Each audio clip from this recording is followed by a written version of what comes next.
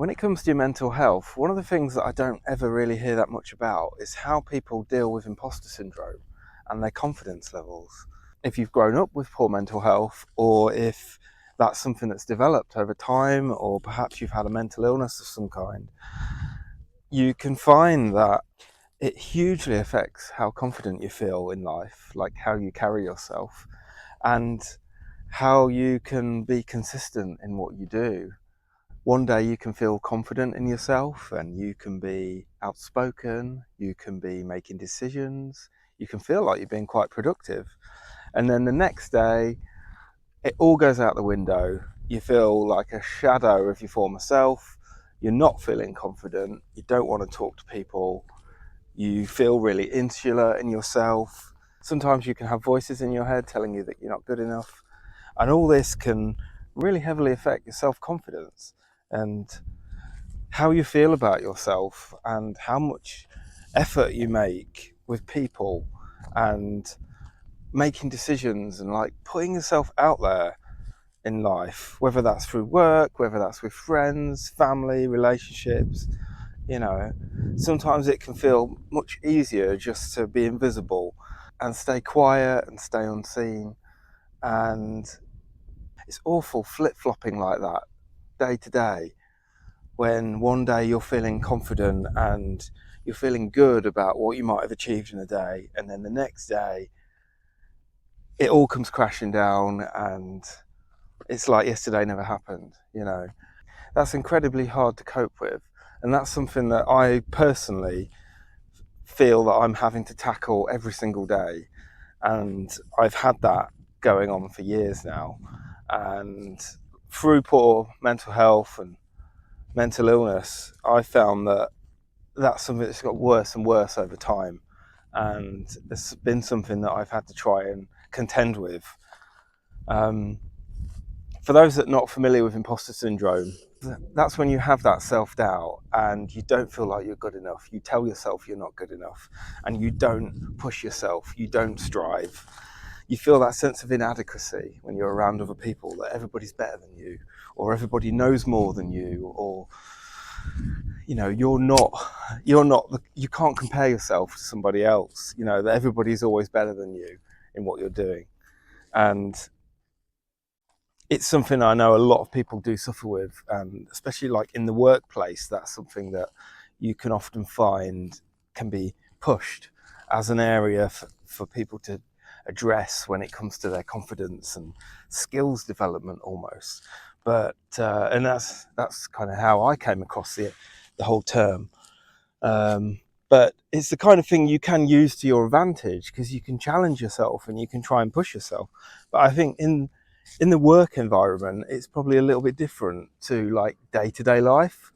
I don't think that dealing with those challenges on a day-to-day level is much more exhausting, because it's like you're waking up every day and you're starting from a blank slate again, or a blank canvas, and you're back to dealing with how you feel, dealing with your emotions, dealing with your state of mind every day. And sometimes the same tricks don't work one day that might work the next. And it's how much you listen to those voices as well. So I found for me that I often compare myself to before I had mental illness. So which can be a good thing and it can be a bad thing. Good in the sense that I know that I've been strong before and I've had self-confidence and I know what I've achieved in the past. And so I know what's possible. I know I could do that again. So that might be doing some public speaking. It might just be as simple as just doing some multitasking in the day, picking up the phone and having a phone conversation with someone.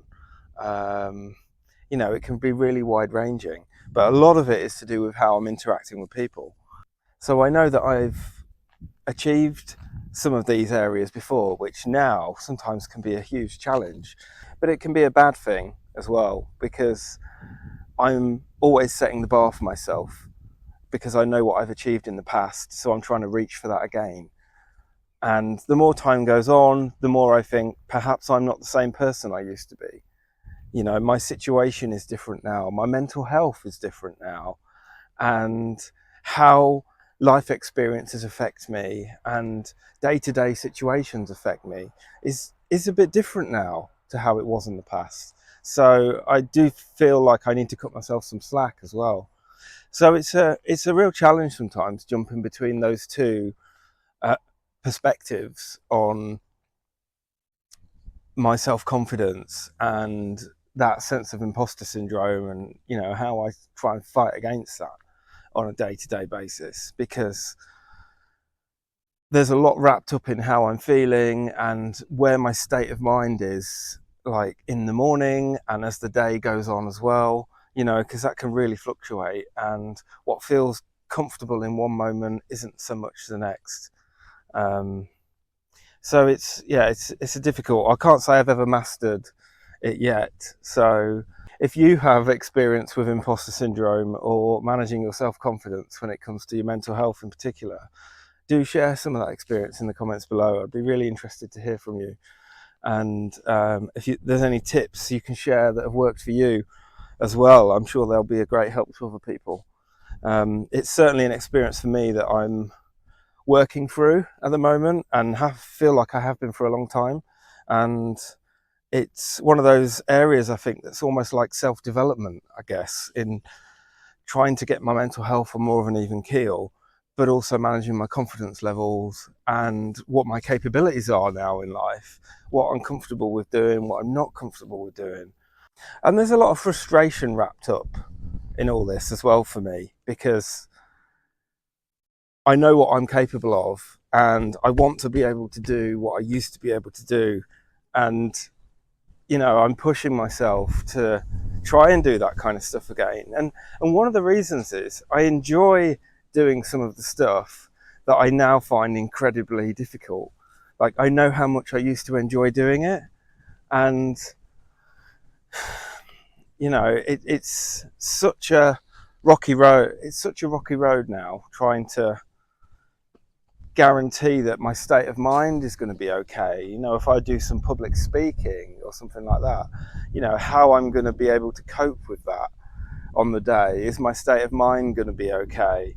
And you know,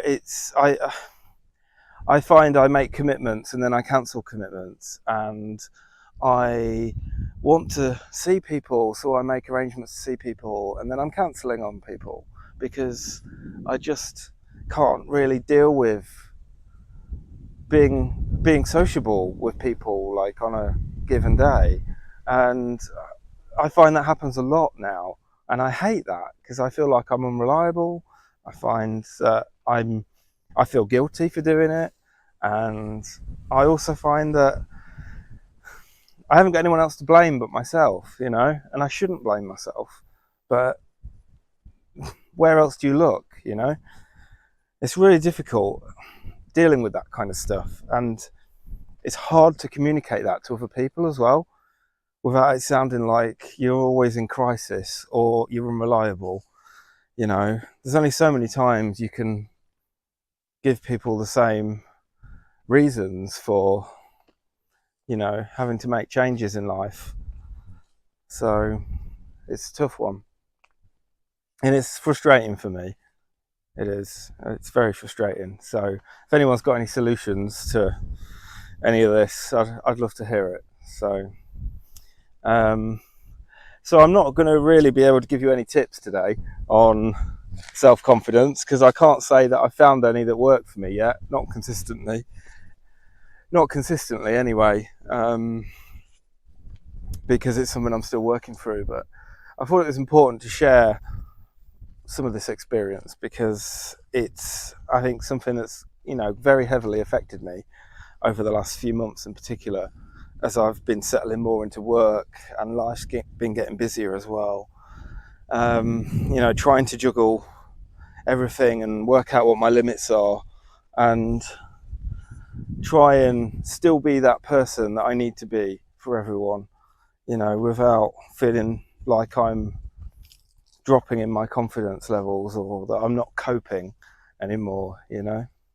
So All right, thank you for listening. And as I say, do drop any comments down below if you've got anything you'd like to share around this topic, because I'd be really keen to engage with you. All right, take care. See you on the next one.